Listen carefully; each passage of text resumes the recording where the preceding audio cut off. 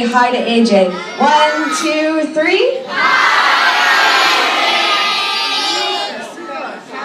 AJ, did you hear that? It's pretty loud. Now, AJ actually has a fancy scuba mask on that's going to allow her to talk to us. So, hello, AJ. How are you doing today? I'm good.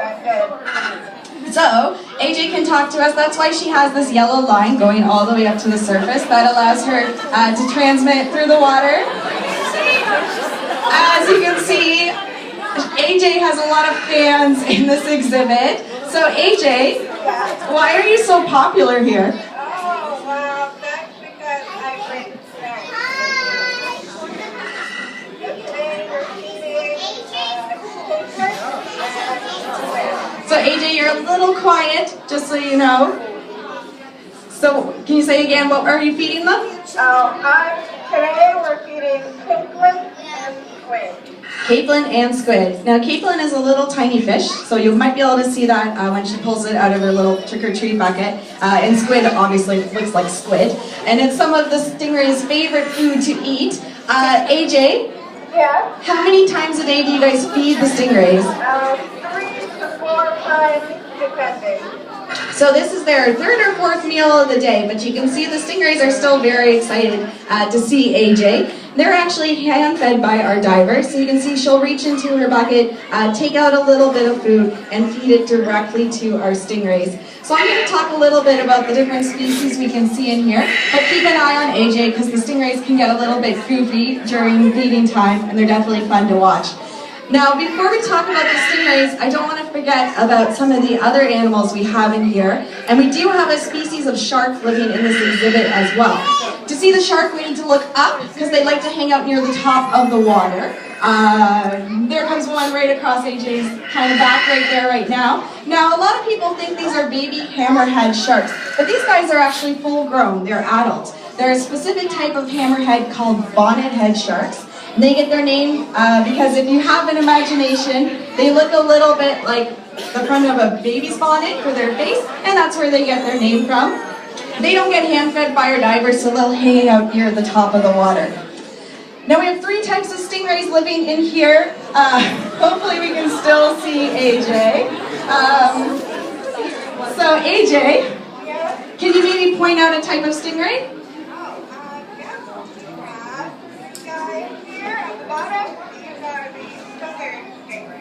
So southern stingrays we can see here at the bottom. Now those are the large ones that we're dogpiling on top of her. So there goes one right across the front right now. That's our southern stingray. So they're the large ones that live near the bottom. Oh, here coming across the front, I'm going to point out right now, this is another type of stingray we have in here. He's the only one of his kind. He's a rough-tail ray. So he looks a lot like the southern stingrays, but like his name suggests, he does have a very rough tail. So he's got bumps all along his body. So this is him right here. He's a pretty cool guy. He's actually a very old stingray. He's over 20 years old.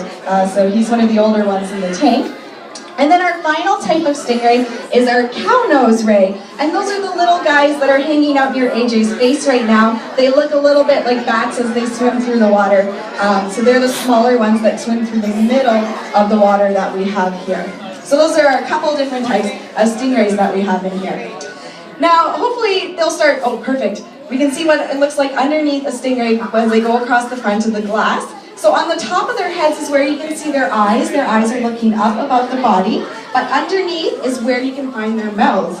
So if you look inside a stingray's mouth, so there it goes right there. You can see it opening and closing.